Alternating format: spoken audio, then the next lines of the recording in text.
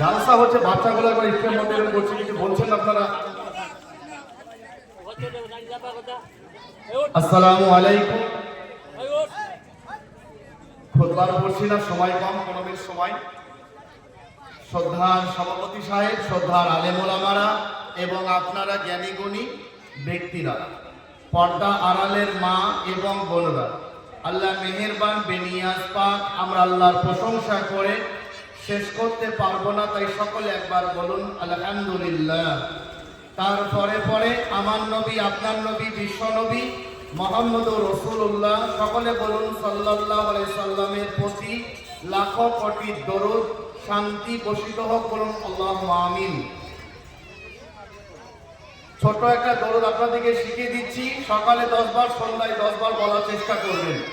আল্লাহুম্মা সাল্লি ওয়া সাল্লিম আলা নাবিয়ানা মুহাম্মদ সাল্লাল্লাহু আলাইহি সাল্লাম। কেউ যদি আল্লাহর নবীর উপর একবার দরুদ পড়ে, আল্লাহ রাব্বুল আলামিন তার উপরে 10টি রহমত নাজিল করবে, 10টি গুনাহ মাফ করে দিবে, 10টি মর্যাদা বৃদ্ধি করবে। একবার যদি দরুদ পড়েন, আল্লাহ রাসূল সাল্লাল্লাহু আলাইহি সাল্লাম ওই ব্যক্তিকে কৃপণ বলেছে, ওই ব্যক্তিকে বখিল বলেছে যে ব্যক্তি নবীর নাম শোনার পর, আল্লাহ নবী সাল্লাল্লাহু আলাইহি সাল্লাম বলছে, যে ব্যক্তি আমার নাম শোনার পর আমার উপরে দরুদ পড়লো না, সে কৃপণ, বখিল। তো আমরা কৃপণ হতে চাই না, বখিল হতে চাই না। নবীর নাম শুনলে আপনি আমি সাল্লাল্লাহু আলাইহি সাল্লাম বলার চেষ্টা করব। যাই হোক, দুনিয়ার জীবন ধোঁকা, আজ চলছে কাল চলবে না, আজ আল্লাহ রেখেছে কালকে রাখবে না। আজকে আমাদের যুবকদের চরিত্র নষ্ট হচ্ছে, নেশা জাতীয় জিনিস পান করে আমাদের যুবকদের চরিত্র নষ্ট হচ্ছে। আজকে এই রং লাগা যৌবন, এটা চিরদিন থাকবে না। আমার যুবক ভাইদিকে বলবো, ভাই তোমরা আল্লাহকে ভয় করো, আল্লাহর রাস্তায় ফিরে এসো। আজকে সমাজ বিড়ি, সিগারেট, মদ, গাঁজা, গুটকা, জর্দা, বিমল, যাই বলুন, আজকে সমাজের যুবকদের চরিত্র নষ্ট হয়ে যাচ্ছে।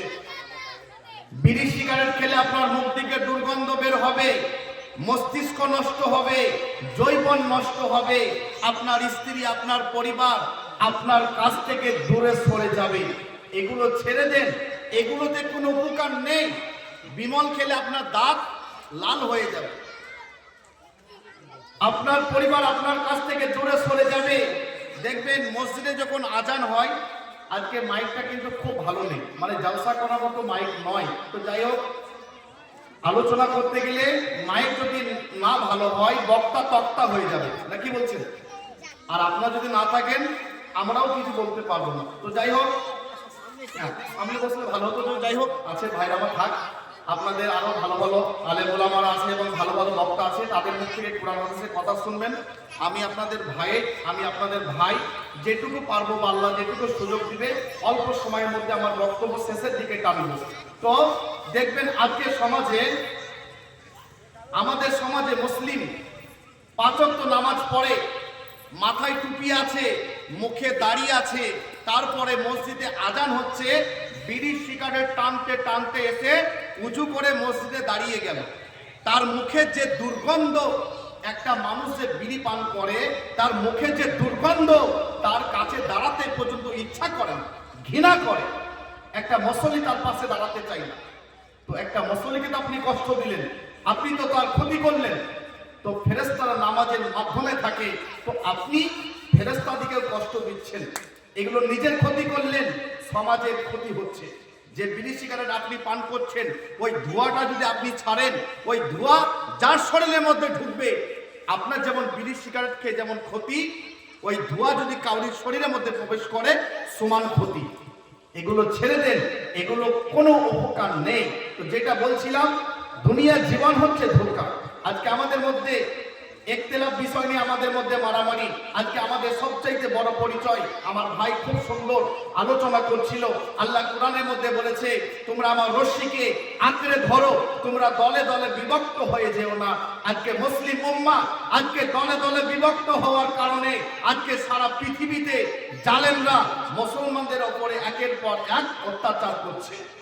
কোথাও মসজিদ ভেঙে দিচ্ছে, কোথাও মাদ্রাসা ভেঙে দিচ্ছে, কোথাও আলেম ওলামাকে অপদস্থ করছে, কোথাও দাড়িওয়ালা টুপিওয়ালা মুসলমানদিকে অপদস্থ লাঞ্ছিত করছে, একটাই কারণ আমাদের মধ্যে ঐক্যবদ্ধ নেই।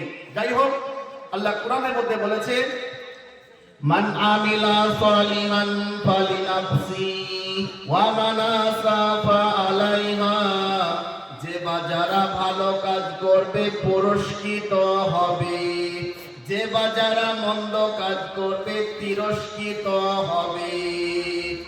যে বা যারা, আপনি যদি ভালো কাজ করেন তার প্রতিফল আপনি পাবেন, আর খারাপ করলে তার প্রতিফল আপনি ভোগ করবেন। কিরামান কাতিবিন, কিরামান মানে সম্মানীয়, কাতিবিন মানে লেখক। আল্লাহ বলছে দুজন সম্মানীয় ফেরেশতা তোমাদের কাছে নিযুক্ত করে রেখেছি। তারা সবকিছু লিখে রাখছে, ভালো করলে সেটাও লিখে রাখছে, খারাপ করলে সেটাও লিখে রাখছে। কোরআনের অন্য আয়াতের মধ্যে আল্লাহ বলছে, মালি হাযাল কিতাবি লা ইউগাদিরু সাগীরাতান ওয়ালা কাবীরাতান ইল্লা আহসাহা। মায়েরা, বোনেরা, বাপজিরা যারা এসেছি কান খুলে শুনি, দেওবন্দি বেরেলি, আমরা তারা করে কোনো কাজ হবে না।